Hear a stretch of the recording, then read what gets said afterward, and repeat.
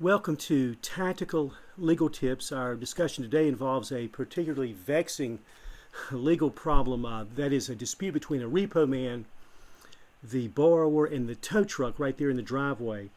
This is a subject that is not taught in BLET. In fact, if your officers receive any instruction on this topic at all, it's from the Police Academy of Hard Knocks, I suspect, and of wasting time. So we want to get right to the issue of what is the police department's role and responsibility in resolving a civil dispute involving repo man, borrower, and the tow truck company. And I'm going to tell you, and I hate to give away the ending of the story too early, but I'm going to tell you that our responsibility, that is the police department's obligation here, is practically nothing.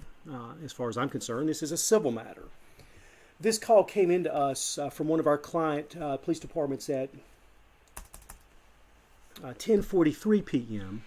and the patrol officer responded, called out his lieutenant, and the situation was unfolding this way. The repo man and the tow truck company he had brought into the situation had arrived at the scene of the borrower's home under cover of darkness and had managed to get into the driveway and to hook the borrower's car up and ready to leave with the collateral. Much to the disappointment of the repo man, the borrower, the woman, she happened to have looked out the window, saw what was happening, and much to the disappointment of the repo man and the tow truck company, the front door came flying open. The woman emerges out on the front steps in all her splendor, bathrobe, slippers, hair in curlers, and immediately she descends the stairs, down the sidewalk, through the grass, through the fruits and vegetables, to the driveway. She jumps into the car, and with both hands on the steering wheel, with white knuckles, she proclaims that, by God, nobody's going to take her car. And adding to the complication of this is the fact that American Idol has just gone off TV for the night, so all of the erstwhile TV watchers have now left their dens and living rooms and have come out into the neighborhood in order to view the spectacle which is taking place a few doors down from their house. And so we've got a growing situation with escalating tempers. And what is the responsibility of the patrol officer to get in the middle of this and to fix it? Again, I'm going to tell you that our responsibility ain't much, quite frankly. But you're thinking, well, Kevin, what are we supposed to do? Just drive away and leave these parties with their dispute?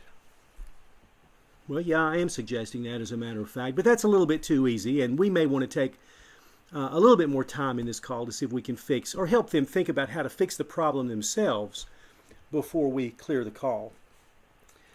Let's do this one party at a time and think about some of the law and some of the dynamics involved here. Why don't we go talk to the repo man first? And in private, we get the tow truck and the woman away, but we'll go talk to the repo man and maybe appeal to his sensibilities as a business person. And, we'll say, Mr. Repo Man, listen, we've been called out here.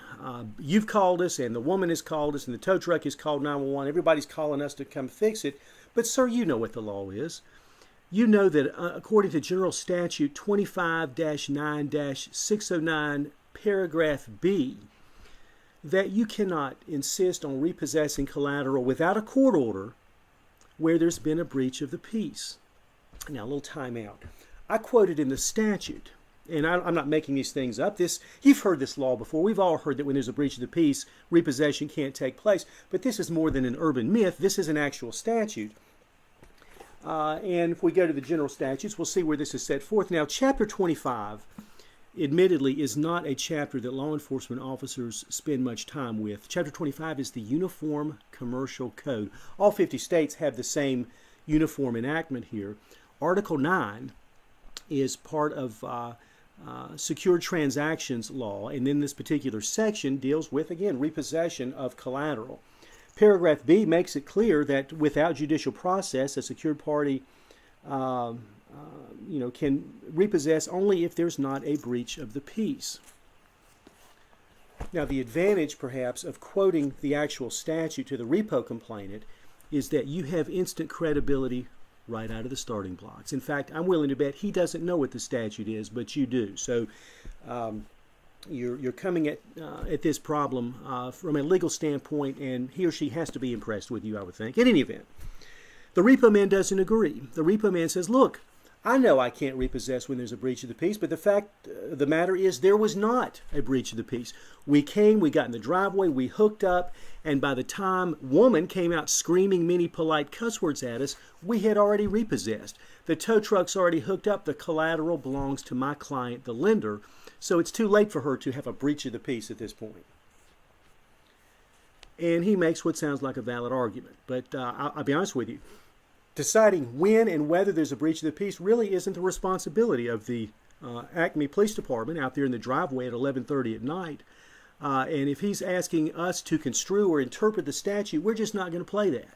I'm going to say, look, Mr. Repo Man, I'm looking over in the driveway right now. I see the woman sitting in the car. The tow truck driver's upset. You're upset. To me, that's a breach of the peace.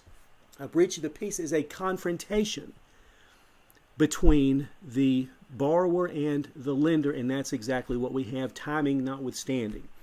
Now, he may agree with us or not on that point. I don't care, because we're not going to sit here all night and babysit his problem, and we can tell him as much. But our position is your right to repossess appears not to exist. It's a civil matter. You can take it up with the judge. But no, we're not going to get the woman out of the car. I don't care how many times he tells us that's our job as the police department, is to get him his collateral back without the woman sitting in it.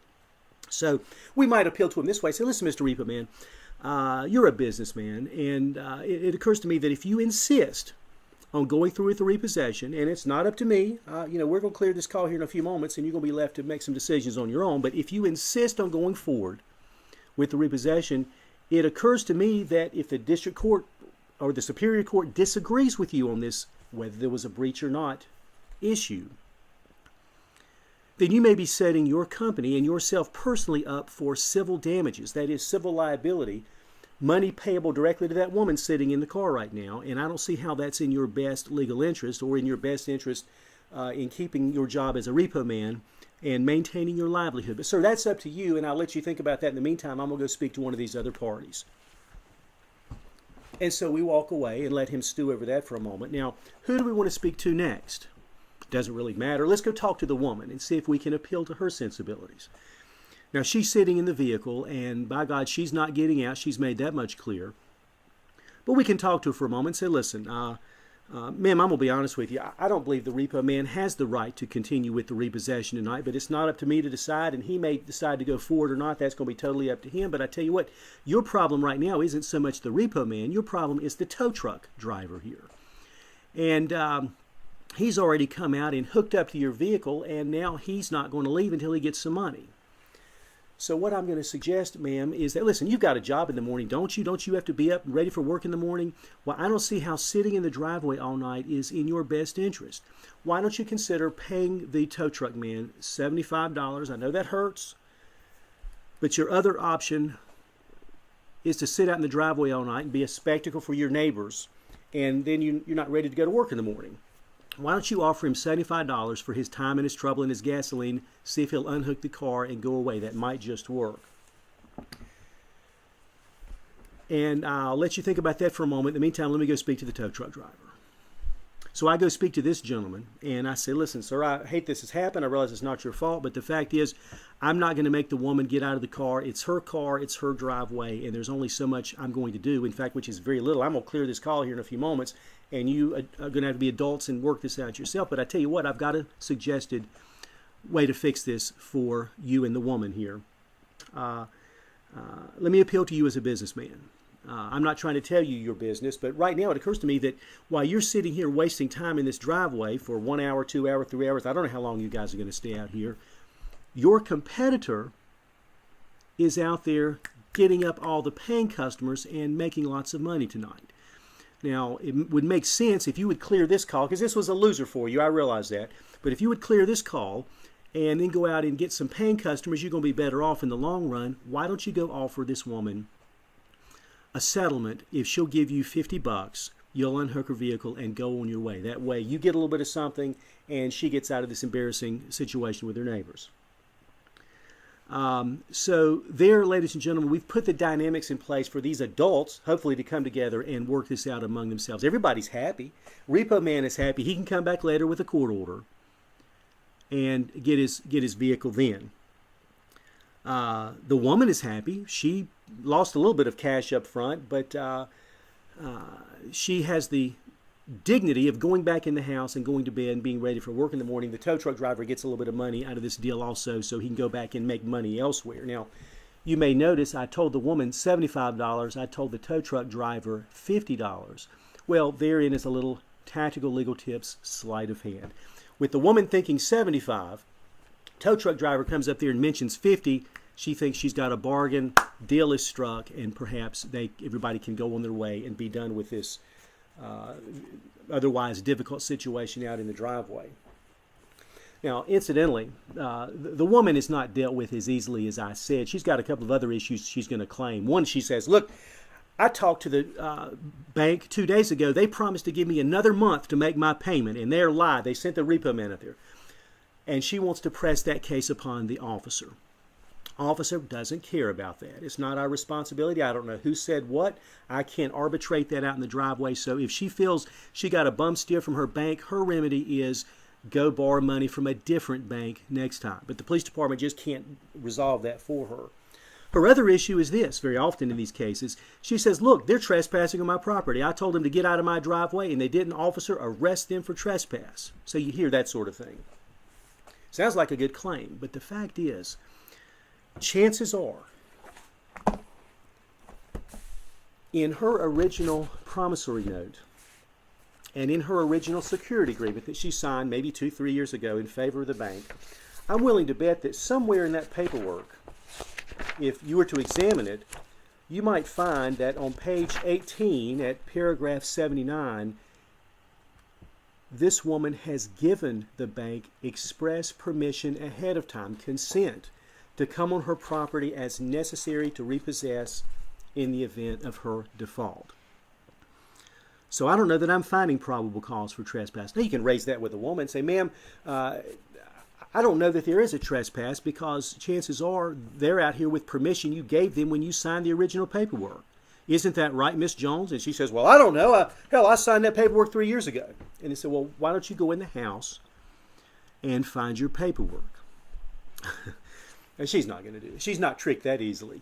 But my point is, unless she can produce some documentation where the parties agreed that if the repo man comes out on her property without her permission, that he is committing a criminal trespass, unless they've agreed to that, then I will find no probable cause on the trespass. If she wants to pursue that issue, then I'd let her go to the magistrate in person and tell that story to the magistrate. If she gets the warrant, obviously we'll serve it.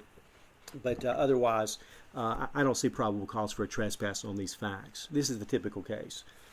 So there you are. Again, the repo man's issue is what is a breach? That's not our responsibility to determine.